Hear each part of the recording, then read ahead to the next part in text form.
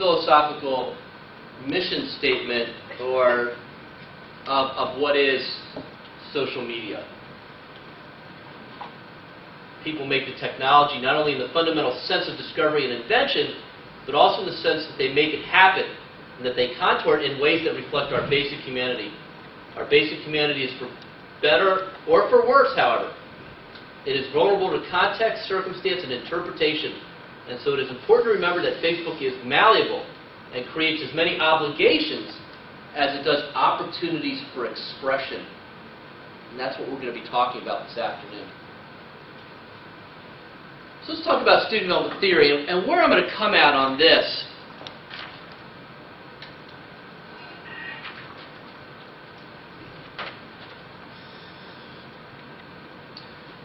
I want to present to you some of the popular student development theory summaries. And then we're going to take a look at, this is how the theorists look at our students developing through their college years. And this research is mostly done on undergraduates. But let's take a look at this. And then once we get that in our mind, we're then going to think about how would social media help grow this. There are some things where it will detract, and we're going to talk about that. But knowing how we want to help our students grow psychosocially, then how can we use social media to our advantage?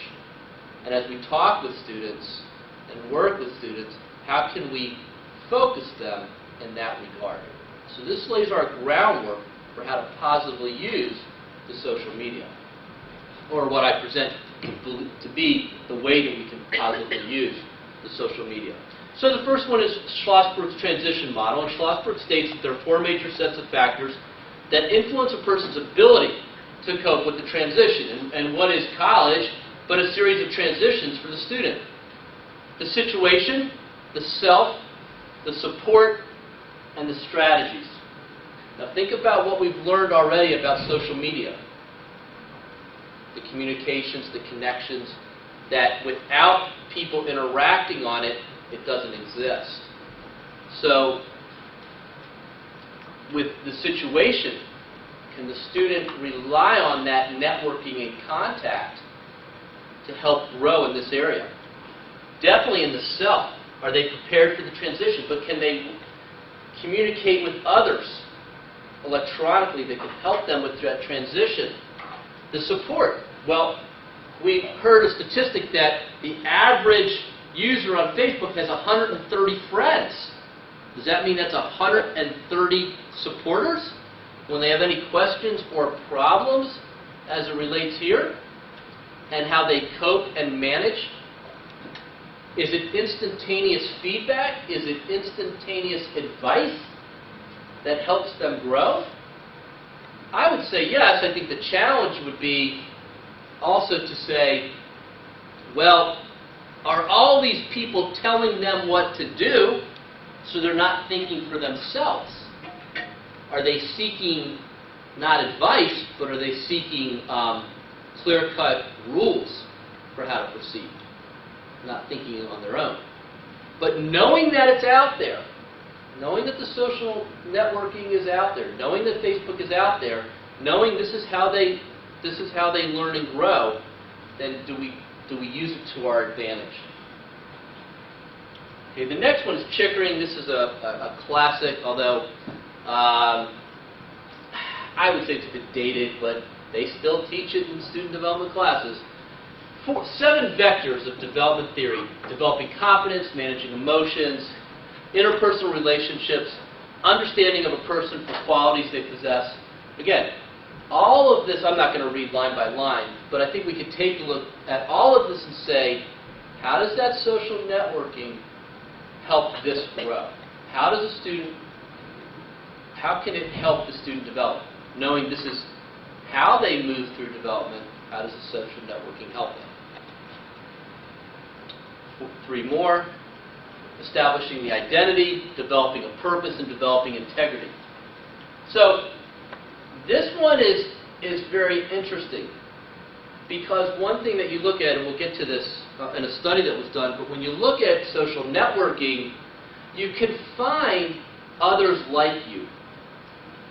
Or you can find and explore what you may want to pursue. It's easier. So if I'm a student that is gay, and I want to find other gay students, then I can join a group, or I can organize a group electronically on Facebook, and right away I have that instant communication. I don't need to go to a meeting. I don't need to look for a flyer. I have met up in a social networking community. And that's going to help me establish my identity. It's going to help me grow my identity because I find others like me who I can learn from and grow with. Developing purpose. Again, it's learning.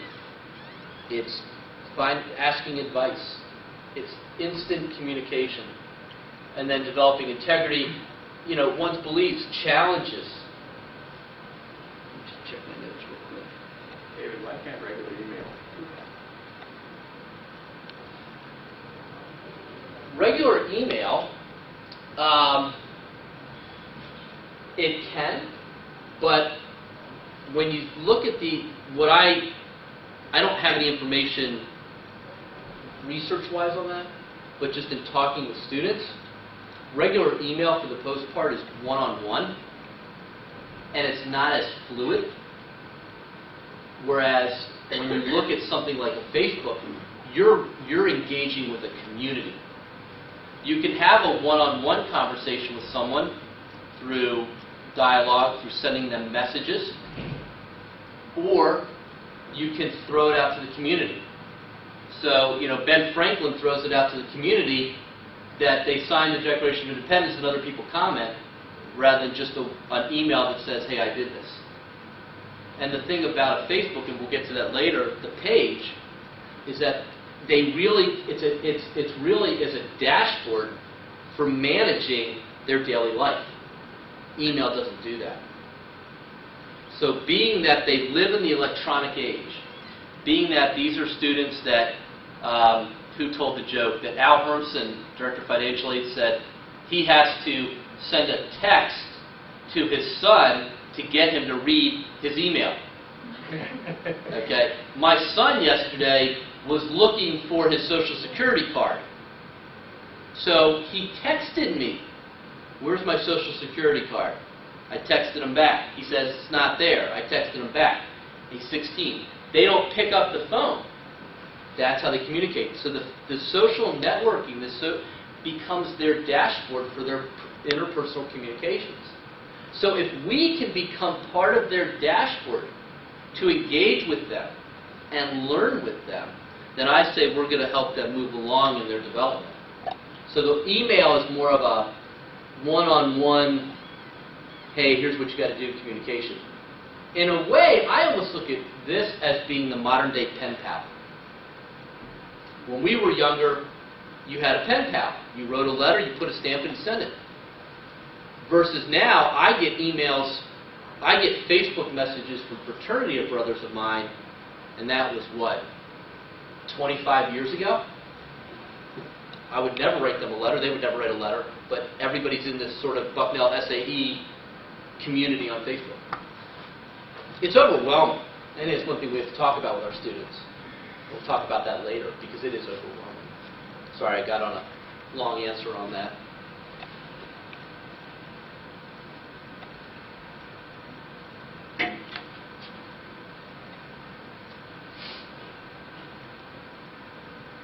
I think this is very important, though. I want to note that this self-acceptance and self-esteem, growing in that is important. We see that so much.